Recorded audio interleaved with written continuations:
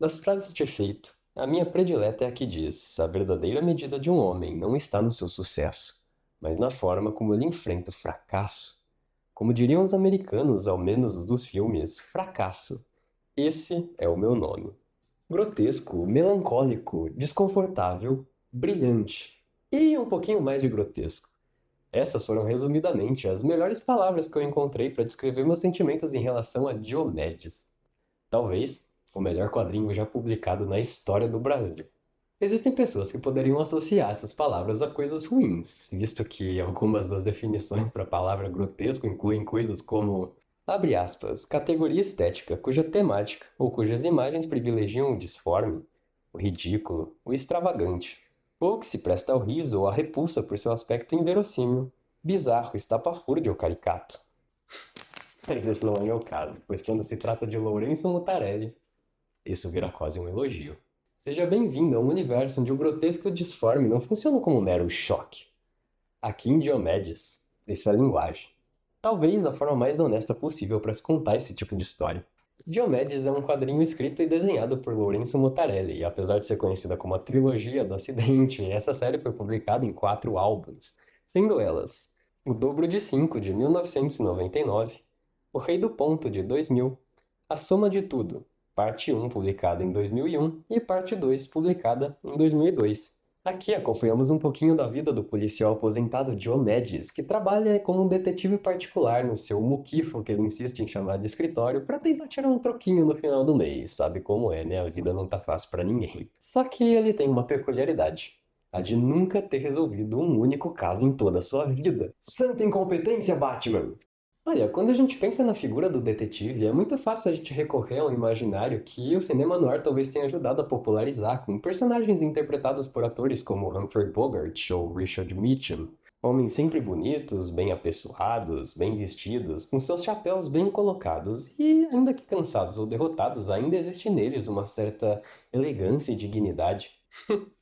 Diomedes é o completo oposto disso tudo. Ele é feio, gordo, baixinho, representado em algumas páginas, quase como resultado da cruza do Jabba the Hutt com o professor Girafales anão. Além disso, ele é alcoólatra, tem problemas de autoestima, é corno e estupidamente fracassado. Mas é interessante a gente pensar, por que será que Diomedes é tão fracassado? A resposta mais simples seria apelar para a meritocracia, ou coisa que o valha, certo? Colocar em Diomedes toda a culpa pelo seu fracasso, a sua incompetência, as suas próprias escolhas erradas. E veja, isso não deixa de ser verdade, porque Diomedes é realmente bem escroto em muitos momentos da obra. Mas essa resposta me parece confortável demais. E lembre-se, quando você pega uma obra como essa para ler, a última coisa que você deveria esperar é conforto. É interessante parar para pensar que, na verdade, talvez o seu fracasso venha porque esse mundo que ele vive não tem muito a oferecer além disso. E a arte, sempre incrível por sinal de Lourenço Mutarelli, deixa isso bem claro. Suas páginas são sempre carregadas de nanquim, poluídos, entre aspas, de muita informação e tinta que parecem mal caber nos quadros. Ler Diomedes pode sim ser bastante cansativo, mas nesse caso me permita dizer que isso passa longe de ser um defeito. Isso porque essa poluição, esse excesso de informação, traz uma sensação de sufocamento que é bem próxima da experiência de viver em uma grande cidade como São Paulo, por exemplo. Ou você vai me dizer que não é? Uma cidade barulhenta, entupida de sujeira e pessoas, onde tem sempre mais compromissos, mais cobranças para tentar sobreviver do que qualquer um conseguiria dar conta. Onde fazer tudo certo, ainda assim não é o suficiente. E a sensação de fracasso, de nunca conseguir terminar o que você começou, vai se amontoando em pequenas derrotas, que nunca dá tempo de virar aprendizado. Nunca dá tempo de virar superação. E daí, você vira um fracassado. E isso tudo não é retratado somente no conteúdo do quadrinho, ele é retratado principalmente em sua forma. Além do que eu já comentei da arte, dos quadros sempre muito apertados pro tanto de informação que tem neles, inclusive muito mais informação do que a nossa visão consegue dar conta, os finais das histórias de Diomedes são sempre anticlimáticas. Elas simplesmente acabam, potencializando ainda mais essa sensação de incompletude, essa sensação de fracasso e de que a gente nunca realmente consegue terminar o que a gente começa. E antes que a gente tenha tempo para entender o que aconteceu, antes que qualquer resolução possa ser elaborada, Outra pessoa bate na porta do escritório de Diomedes com mais um trabalho. Mais um problema para se acumular na pilha interminável de problemas intermináveis. E talvez seja isso que torna Diomedes tão próximo do nosso cotidiano.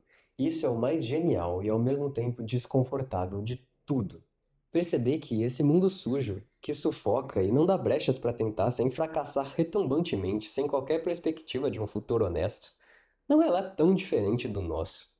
E que esse personagem, representado de forma tão esdrúxula, não está assim tão distante de nós quanto nós gostaríamos que ele estivesse. E é por isso que eu afirmo, respondendo à pergunta do título desse vídeo, que Diomedes não é apenas o melhor quadrinho brasileiro que eu já li na minha vida. Talvez por tudo isso que o envolve e pela incrível capacidade que ele tem de nos desafiar quanto leitores e talvez quanto pessoas, esse carinha aqui é o melhor quadrinho que eu já li na minha vida. Pelo menos por enquanto.